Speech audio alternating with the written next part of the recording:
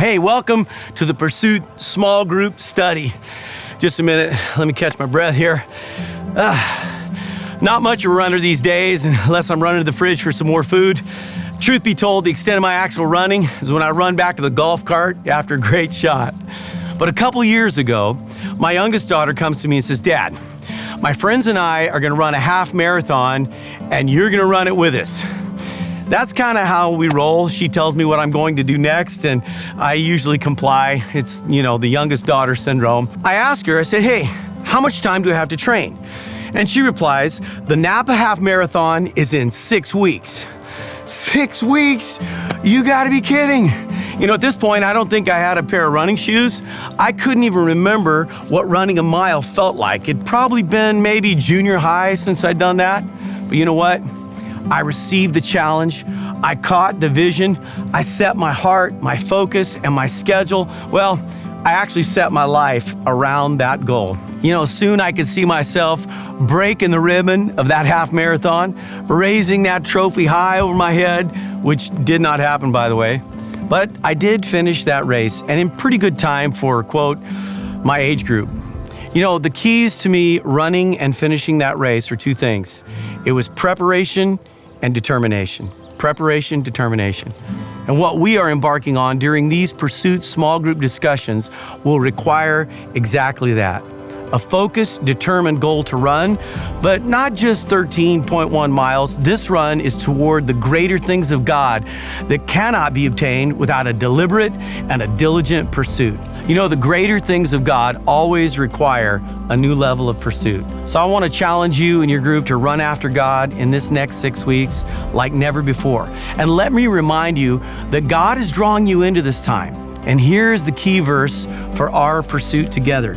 Find it in Jeremiah 29, 12 through 13. "Then you will call on me, and you will come and you'll pray to me, and I will hear your voice, and I will listen to you. Then with a deep longing, you will seek me and require me as a vital necessity, and you will find me when you search for me with all of your heart." You see, the seek and the search, that's the run. That's the spiritual training, creating that well-worn path that guarantees we will encounter God right in the middle of that process. So here are a few keys to running after God and running successfully. Number one, start with what you have endurance for and build up from there. Prayer and pursuit muscles are like any other muscle. They must be trained and stretched to their limits in order to build endurance and a greater capacity. When I first started training for the half marathon, I'd get my running shoes on, head out the door, and I'd get to the mailbox at the end of our driveway, and I would be winded. But then I built up to a mile without breaking stride. Man, my lungs would be burning, my legs would be trembling, but every other day I would lengthen my run. And 1 mile became 2, and 2 became 3. And then by the final 2 weeks before the race, I was running 8 miles without breaking stride. And so it is in the Spirit. As you fast, pray, you spend time in the secret place, your endurance will increase, your spiritual lungs are going to acclimate to the new altitude. Hey, and if you used to be in great spiritual shape but fell away from your spiritual disciplines, your muscle memory is going to kick back in and you'll be right back in the race. But we must start. We got to get off the spiritual couch and put our running shoes on. Here's the second key. You must set your heart by setting your schedule. As I prepared, if I didn't schedule out a time to run, it just didn't happen. And so it is with a diligent pursuit of God. It doesn't happen without prioritizing the time required to pursue well. So we must set aside that time and make it quality time to run after God. I would recommend the mornings, but you can do whatever your body clock and workload, parenting responsibilities, and the rest of your life can afford. But if you're like most people, if you don't pursue in the morning, the day just doesn't give you much spare time after that. This is straight from King David's playbook. I want to read Psalm 5:3 in the Amplified. It says, "In the morning, O Lord, you will hear my voice. In the morning, I will prepare a prayer and a sacrifice for you and watch and wait for you to speak to my heart." The third thing is this. Set yourself up for success by training with other runners. You know, in the middle of my marathon training, actually half marathon, here's a tip.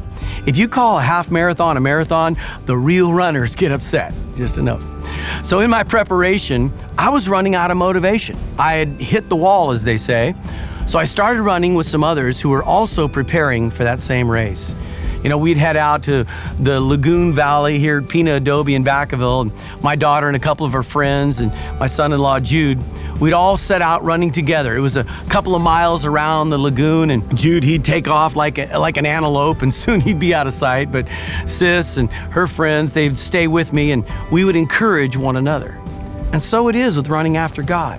You need some people alongside you who will motivate and encourage you, and you encourage them.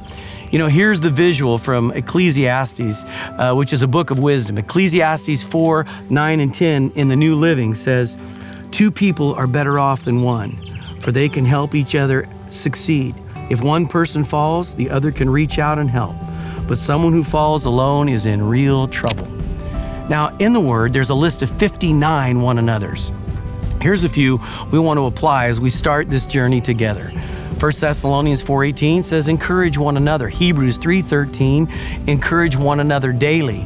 And Hebrews 10:24 says, spur one another on, motivate one another toward love and good deeds.